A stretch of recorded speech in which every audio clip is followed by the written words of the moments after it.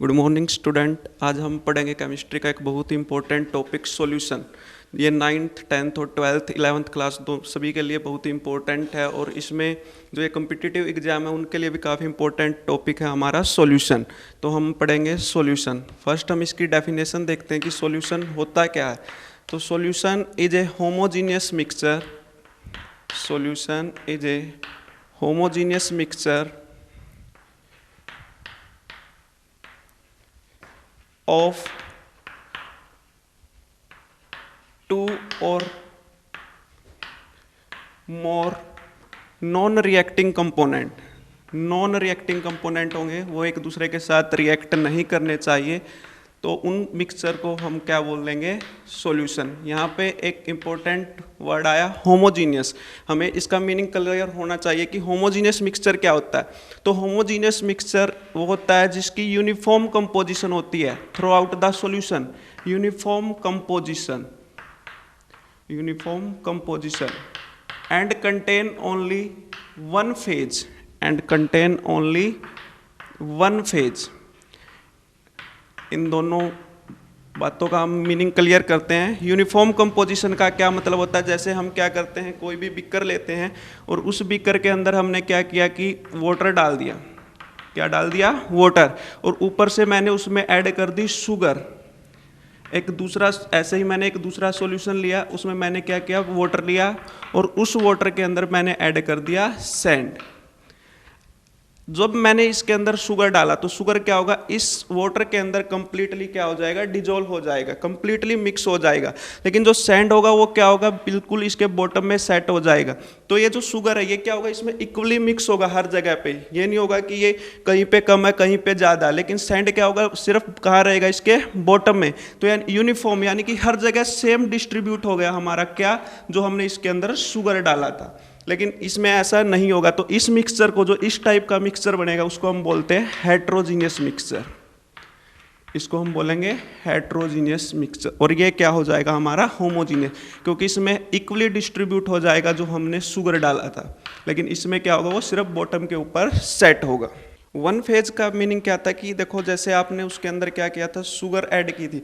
Sugar add करने के बाद आपको क्या होगा, सिर्फ लिक्विड दिखाई देगा। लेकिन जैसे हमने दूसरा मिक्सचर बनाया था उसमें क्या होगा कि वो हमें सैंड अलग से दिखाई देगा, यानी कि उसमें मोर देन वन फेज होगा। तो जिसमें सिर्फ वन फेज हो, यानी कि डालने के बाद वो सिर्फ एक चीज़ दिखाई दे। आपने शुगर डाली थी, शुगर डालने के बाद वो आपको क्या था, सिर्फ लिक्विड दिखाई दे रहा है, तो वो क्या होगा, वन फेज। तो ऐसे मिक्सचर को हम क्या बोलते हैं, सॉल्यूशन। होमोजीनियस मिक्सचर को हम क्या बोलते हैं, सॉल्यूशन। सॉल्यूशन के हमारे दो कंपोनेंट होते हैं, वन इज सोल्यूट। सॉल्यूशन के हमारे दो कंपोनेंट है, one is solute and second is solvent.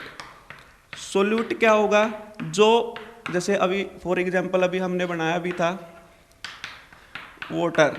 मान लो मैंने 100 ग्राम वाटर लिया है और इसके अंदर मैंने क्या किया, 5 ग्राम शुगर ऐड कर दी। तो जो आपने कम अमाउंट में, स्मॉलर अमाउंट में जो चीज आप ऐड करोगे उसको हम बोलेंगे सोल्यूट। यानी कि the component present in smaller amount, component present in smaller amount is known as solute.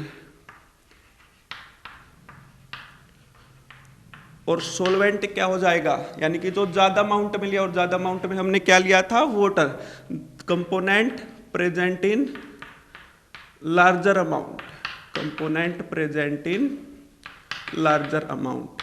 तो यहाँ से हमारे सोल्यूट और सोलवेंट की डेफिनेशंस क्लियर हो गई इन लार्जर अमाउंट। कि सोल्यूट क्या होगा, जो स्मॉलर अमाउंट में प्रेजेंट होता है सॉल्यूशन के अंदर, और सोलवेंट क्या होगा, जो हायर अमाउंट में प्रेजेंट होगा सॉल्यूशन के अंदर, उसको हम क्या कहेंगे, सोलवेंट। उसके बाद हमारा जो सोलवेंट, जिस सॉल्यूशन के अंदर हमारा सोलवेंट क्या होगा, वाटर होगा। जिस सॉल्यूशन के अंदर हमारा सोलवेंट क्या हो, वाटर ले, उस सॉल्यूशन को हम बोलते हैं एक्वस सॉल्यूशन। आप देखते हो काफी रिएक्शन में ऐसे ब्रैकेट के अंदर एक्वस लिखा होता है, तो उसको हम क्या बोलेंगे, एक्वस सॉल्यूशन। और ऐसा सॉल्यूशन जिसके अंदर वाटर सोलवेंट ना हो, वाटर सोलवेंट ना हो, उसको हम बोलेंगे non aqueous solution. Non aqueous solution, यानी कि ऐसा सॉल्यूशन जिसके अंदर हमारा वाटर सॉल्वेंट नहीं है तो उसको हम क्या बोलेंगे, नॉन एक्वस सॉल्यूशन। और ऐसा सॉल्यूशन जिसके अंदर सिर्फ सोल्यूट, जिसके अंदर सिर्फ क्या हो, सोल्यूट एक हो और सॉल्वेंट हो, उसको हम बोलते हैं बाइनरी सॉल्यूशन। उसको हम क्या बोलेंगे, बाइनरी सॉल्यूशन, यानी कि जिसमें सिर्फ क्या हो, हमारा एक ही सोल्यूट हो और एक ही सॉल्वेंट हो, तो ऐसे सॉल्यूशन को हम क्या बोलेंगे, बाइनरी सॉल्यूशन।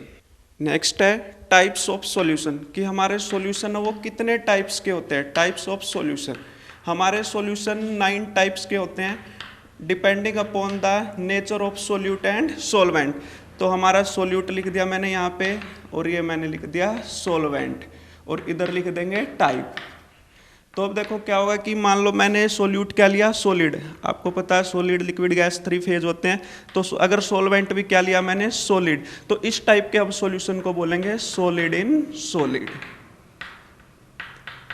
नेक्स्ट क्या किया मैंने, यहाँ पे ले लिया, अब की बार सॉल्वेंट मैंने सॉलिड ही रखा, यहाँ पे मैंने ले लिया लिक्विड, तो इसको हम क्या बोलेंगे, लिक्विड इन सॉलिड। इसको हम कहेंगे लिक्विड इन सॉलिड। ऐसे क्या होगा, फिर यहाँ पे सॉलिड ही रखा मैंने, और यहाँ पे क्या हो गया, गैस, तो हमारा क्या होगा, गैस इन सॉलिड।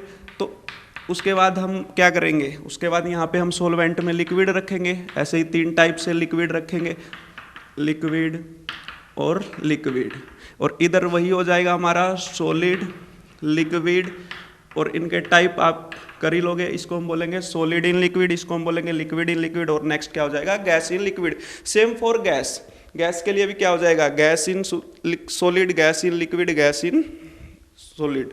नेक्स्ट है हमारा expressing the concentration of solution, expressing the concentration of solution.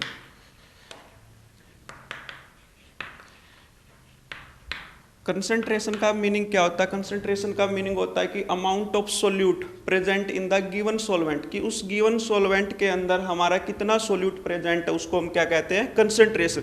तो इसको निकालने के हमारे पास 8 तरीके हैं, 8 वे से हम इसको निकाल सकते हैं, लेकिन जो हमारा मेनली डिस्कस किया जाएगा वो 4 ही वे हैं, वो मैं अभी डिस्कस करूंगा आपके सामने। तो जो पहला वे है वो है परसेंटेज, सेकेंड है हमारा स्ट्रेंथ, थर्ड है हमारा मोलैरिटी, नेक्स्ट है हमारा नॉर्मेलिटी, नेक्स्ट है हमारा मोलैलिटी, नेक्स्ट है हमारा मोल फ्रैक्शन, नेक्स्ट है हमारा मास फ्रैक्शन, और लास्ट है हमारा पार्ट्स पर मिलियन, जिसको हम शॉर्ट फॉर्म में लिखते हैं ppm, इसको हम बोलते हैं पार्ट्स पर मिलियन। इसमें से जो इम्पोर्टेंट पढ़ने के टॉपिक रहेंगे हमारे, ये 4-5 टॉपिक हैं जिनके हमें मेनली डिस्कस करना है। मोल फ्रैक्शन भी काफ़ी यूज होता है, तो इनमें हम कंसंट्रेशन को निकाल लेंगे। तो हम जो सबसे पहले पढ़ेंगे वो स्ट्रेंथ पढ़ेंगे। यहाँ से मैं आपको इनकी बताऊंगा यूनिट, जो क्वेश्चन पेपर के अंदर पूछी जाती है कि यूनिट बताओ, आपको रट्टा मारने की ज़रूरत नहीं है उसकी, हम सीधा फॉर्मूले से उसके यूनिट को याद करेंगे, देखेंगे कि कैसे निकाल सकते हैं आप। तो पहला हमारा स्ट्रेंथ, तो हम स्ट्रेंथ की पहले डेफिनेशन देखते हैं। स्ट्रेंथ क्या होती है, स्ट्रेंथ होता है amount of solute, amount of solute present per litre of the solution, amount of solute present per litre of the solution, कि हमारा 1 लीटर सॉल्यूशन के अंदर कितना सोल्यूट प्रेजेंट, और ये सोल्यूट होना चाहिए हमारा ग्राम के अंदर, इन ग्राम। तो देखो हमारी डेफिनेशन के अकॉर्डिंग अब देखो फॉर्मूला क्या बनेगा, स्ट्रेंथ क्या हो जाएगी, amount of solute, amount of solute divide by क्या हो गया, volume of solution in litre, volume of solution in litre. तो देखो अब आपको इसकी यूनिट याद करने की ज़रूरत नहीं है। अब यहाँ से आप इसकी इजीली स्ट्रेंथ की, अगर आपके एग्जाम में पूछी जाती है कि क्या यूनिट होगी, तो आप इजीली निकाल सकते हो। वो देखो कैसे, अमाउंट ऑफ सॉल्यूट, अभी अभी बताया अमाउंट ऑफ सॉल्यूट हमें किस में लेना, ग्राम में, तो इसकी यूनिट देखो क्या हो जाएगी, ग्राम, और नीचे क्या हमारा लीटर, तो यूनिट क्या हो जाएगी, ग्राम पर लीटर। तो this is the unit of strength. Next topic हमारा मोलैरिटी। जो इम्पोर्टेंट है, काफ़ी इम्पोर्टेंट है। और मोलैरिटी को हम डिनोट करते हैं कैपिटल एम से। Molarity is denoted by capital M. Molarity की डेफिनेशन क्या होगी? It is defined as, definition काफ़ी अच्छे से करनी है, अगर आपने डेफिनेशन कर ली तो बहुत सारी चीज़ साथ में क्लियर हो जाती है। It is defined as number of moles of solute, number of moles of solute dissolved per liter of the solution, number of moles of solute dissolved per liter of the solution। तो अब देखते हैं हम इसकी unit क्या होगी। पहले formula लिख देते हैं हम। मोलैरिटी का अभी बताया, इसको कैपिटल एम से डिनोट करते हैं। तो ऊपर क्या है हमारा? Number of moles of solute, तो ऊपर लिखूंगा मैं number of moles of solute, और नीचे क्या होगा? Volume of solution in litre. तो देखो यहाँ से इसकी यूनिट क्या बन गई? अगर यूनिट है तो आपको वही है, याद नहीं करना, आप इजीली निकाल सकते हो। देखो ऊपर क्या आया? मोल्स, और नीचे क्या है? लीटर। तो यूनिट क्या हो जाएगी हमारी? Moles per litre. पेपर के अंदर जब हम न्यूमेरिकल करते हैं तो कभी क्या होता है कि हम यूनिट को भूल जाते हैं, तो उस टाइम पे हमें क्या करना, अगर हम न्यूमेरिकल का आंसर सोल्व करके उसके पीछे एक कैपिटल एम लिख देते हैं तो भी हमारा आंसर ठीक होगा। गलत नहीं कर सकते, क्योंकि इसको मोलैरिटी को हम एक्सप्रेस करते हैं एम से। देखो अब यहाँ से अगर न्यूमेरिकल सोल्व करने तो वो कैसे सोल्व करेंगे? न्यूमेरिकल के लिए हम फॉर्मूला बनाते हैं। सबसे पहले आपको पता होना चाहिए कि मोल्स कैसे निकालते हैं। मोल्स को आपको पता, हम छोटे एन से डिनोट करते हैं, और ये होता है इसका formula given mass divide bye molecular mass, given mass divide bye molecular mass. Given mass को मैं यहाँ डिनोट करूँगा W से, और मोलिकुलर मास को मैं डिनोट करूँगा M से। तो देखो अब मेरा यहाँ पे फॉर्मूला बन जाएगा मोलैरिटी का। इसमें पुट करते हैं इसको, M is equal to W by M इन डिवाइड बाय क्या हो जाएगा? वॉल्यूम। ये हमारा क्या हो गया? फॉर्मूला हो गया। लेकिन क्वेश्चन में क्या करता है वो, आपको वॉल्यूम को ml के अंदर देता है। वॉल्यूम को आपको किसके अंदर देता है? ml के। ये वॉल्यूम आपका लीटर के अंदर। अगर वॉल्यूम को वो आपको देता है ml में, वॉल्यूम गिवन है आपका किसमें? ml में, तो आपका फॉर्मूला चेंज हो जाएगा। और ये फॉर्मूला आपको याद रखना है, न्यूमेरिकल में डायरेक्ट पुट करेंगे अभी। W by M into 1000 divide by V। 1000 समझ में आ गया होगा क्यों मल्टीप्लाई किया? क्योंकि ml में कन्वर्ट किया था, ml को हम लीटर में कन्वर्ट करेंगे तो ये 1000। तो ये हमारा वॉल्यूम यहाँ पे कब होगा? जब ml में होगा, तब ये फॉर्मूला हमें यूज करना है। तो हम एक न्यूमेरिकल करके देखते हैं। कैलकुलेट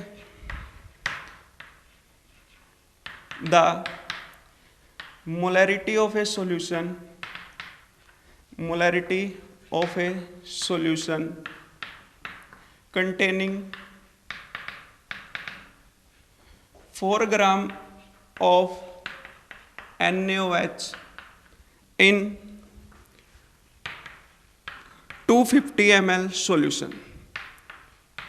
ये हमें गिवन है, तो हमें इसकी क्या निकालनी है? अब मोलैरिटी निकालनी है। तो देखो न्यूमेरिकल सोल्व करने का आपके पास एक तरीका होता है, उस पैटर्न के अकॉर्डिंग अगर आप न्यूमेरिकल सोल्व करोगे तो आपको पूरे नंबर आएंगे एग्जाम के अंदर। तो देखो वो तरीका क्या? सबसे पहले आपको जो क्वेश्चन के अंदर चीजें दी गई हैं उनको लिखो, आप सबसे पहले उनको राइट डाउन करो। तो देखो यहाँ पे क्या दे रखा आपको?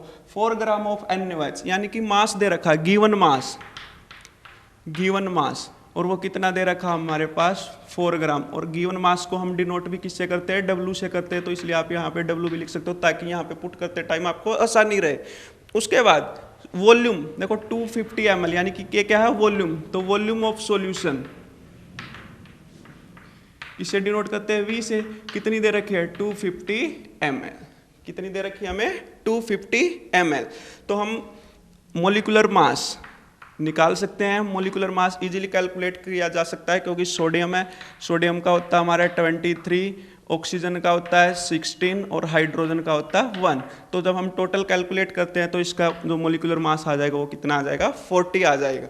उसके बाद अब आपको मोलैरिटी निकालनी है। तो मोलैरिटी को क्या करोगे आप? यहाँ पे मोलैरिटी लिखोगे और क्या करोगे? ऐसे ये डाल के छोड़ दो। उसके बाद लिखो आप फॉर्मूला यूज्ड, फॉर्मूला यूज्ड। अब यहाँ पे आप राइट डाउन करो फॉर्मूला। फॉर्मूला हमारे पास क्या? अगर वॉल्यूम ml में है, वॉल्यूम क्या है इसमें? ml में, तो हमें कौन सा फॉर्मूला यूज करना है? डायरेक्ट ये फॉर्मूला हम यूज करेंगे। तो क्या हो जाएगा? W/m/1000 divide by V। अब देखो यहाँ से इजीली आप हर एक वैल्यू को वहाँ पे पुट कर सकते हो इजीली। तो देखो W की वैल्यू हमारी कितनी है 4, मोलिकुलर मास अभी अभी निकाला 40 मल्टीप्लाई 1000 और वॉल्यूम कितना हमारा 250 और यहाँ भी लिख रखा हमने, इजीली पता कर सकते हैं हम 250। तो हम इसको सोल्व कर सकते हैं।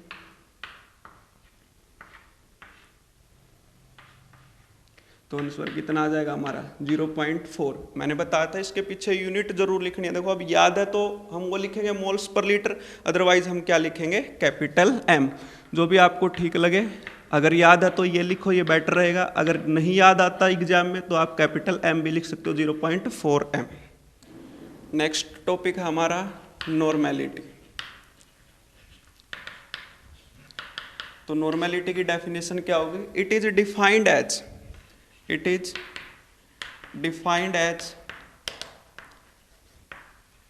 number of gram equivalent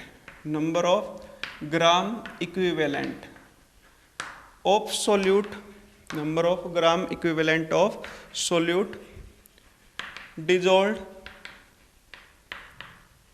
per liter of the solution। Number of gram equivalent of the solute dissolve per litre of the solution. Same वही इसको डिनोट किया जाता है, वो देखो उसको कैपिटल M से किया जाता था, लेकिन इसको किससे डिनोट किया जाएगा? Capital N, first letter capital N से। तो अब देखो इसका फॉर्मूला क्या बन जाएगा? वही हम फॉर्मूला लिखेंगे N। तो क्या होगा? देखो नंबर ऑफ ग्राम इक्विवेलेंट, तो हमारा ऊपर क्या आएगा? नंबर ऑफ ग्राम इक्विवेलेंट, और नीचे क्या जाएगा हमारा? Volume of solution in litre, volume of solution in litre. तो वही सेम इसकी भी हम यूनिट बता सकते हैं, हमें रट्टा नहीं मारना, कोई रट्टाफिकेशन नहीं करना, आप फॉर्मूले से इजीली यूनिट बता सकते हैं। देखो ऊपर क्या ग्राम इक्विवेलेंट और नीचे क्या लीटर, तो इसकी यूनिट हमारी क्या हो जाएगी? एग्जाम के अंदर एक एक नंबर में छोटा क्वेश्चन पूछा जाता तो आप इजीली इनकी यूनिट लिख सकते हो। ग्राम इक्विवेलेंट, सिर्फ आपको फॉर्मूला पता होना चाहिए या डेफिनेशन याद होनी चाहिए, ग्राम इक्विवेलेंट पर लीटर। तो वही अब इसके लिए हमारा फॉर्मूला क्या होगा? देखो हम फॉर्मूला लिखते सब, देखो यहाँ पे वहाँ पे मोल्स था, यहाँ पे एक टर्म आई है ग्राम इक्विवेलेंट। क्या आया है? Gram equivalent. तो हमें ये निकालना होगा, तो इसका निकालने का फॉर्मूला क्या होता है? अगर हमें नंबर ऑफ ग्राम इक्विवेलेंट निकालने हैं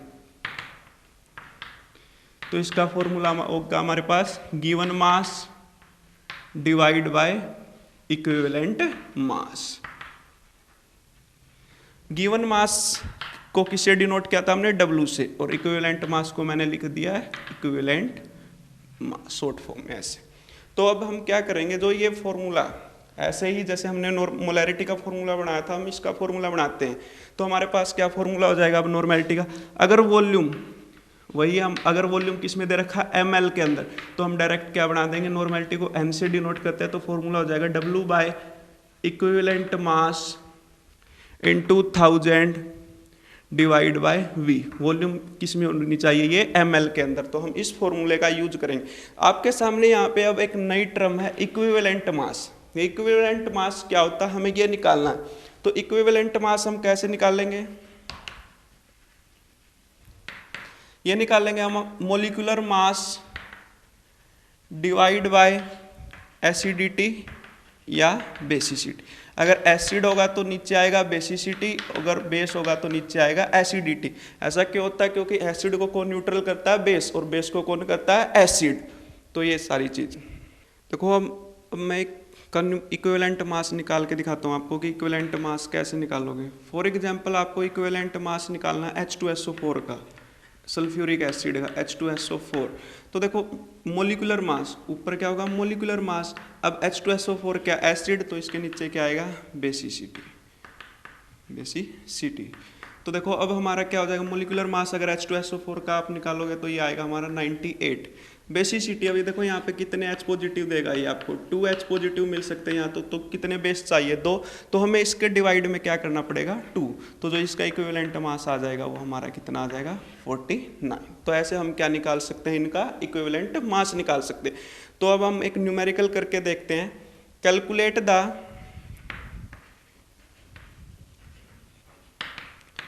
normality of A solution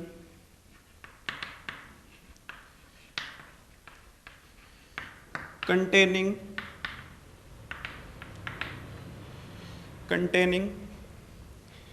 4.9 gram of H2SO4 in 250 ml solution तो हमें क्या करना है, नॉर्मेलिटी कैलकुलेट करनी है। क्वेश्चन करने का तरीका आपको वही बताया था, पहले लिखेंगे गिवन मास कितना दे रखा है 4.9 ग्राम, वॉल्यूम कितना दे रखा है, वॉल्यूम ऑफ सॉल्यूशन कितना दे रखा हमें 250 ml। उसके बाद कैलकुलेट क्या करना हमें, नॉर्मेलिटी। लेकिन नॉर्मेलिटी कैलकुलेट करने से पहले अभी बताया था, इस क्वेश्चन में आपको एक चीज़ की जरूरत पड़ेगी, वो है इक्विवेलेंट मास। तो आप पहले क्या करोगे, इक्विवेलेंट मास कैलकुलेट करोगे। तो हमारा जो नॉर्मेलिटी का फॉर्मूला, उसके बाद बताया था हम लिखते हैं फॉर्मूला यूज्ड। तो फॉर्मूला क्या था हमारा नॉर्मेलिटी का, W bye equivalent mass multiply 1000 divide by V, और वॉल्यूम किसमें है, वो ml में। तो W की वैल्यू कितनी दे रखी है 4.9 ग्राम, तो यहाँ पे लिखेंगे 4.9। इक्विवेलेंट मास अभी निकालना सिखाया था आपको। देखो क्वेश्चन के अंदर मैंने H2SO4 ही दिया और H2SO4 का इक्विवेलेंट मास अभी निकाल के भी दिखाया। मोलिकुलर मास H2SO4 का जो मोलिकुलर मास होगा वो कितना होगा 98, और बेसिसिटी कितनी थी 2, तो कितना आ जाएगा 49। तो मैं यहाँ पे क्या करूँगा, डिवाइड में 49 मल्टीप्लाई 1000 डिवाइड बाय 250, तो हम कट करेंगे तो कितना आ गया 0.4, और यूनिट क्या थी इसकी, ग्राम इक्विवेलेंट पर लीटर। या हम इसके पीछे लिख सकते हैं कैपिटल NV। अगर आपको ग्राम इक्विवेलेंट पर लीटर याद नहीं रहता तो हम इसके पीछे लिख सकते हैं कैपिटल N। नेक्स्ट जो तरीके बच गए कंसंट्रेशन निकालने के, मोलैलिटी, मोल फ्रैक्शन, वो हम नेक्स्ट लेक्चर में डिस्कस करेंगे। हरियाणा से जुड़ी खबरों की तह तक जाने के लिए सब्सक्राइब करें खबर तहलका, बेल आइकन को प्रेस करें।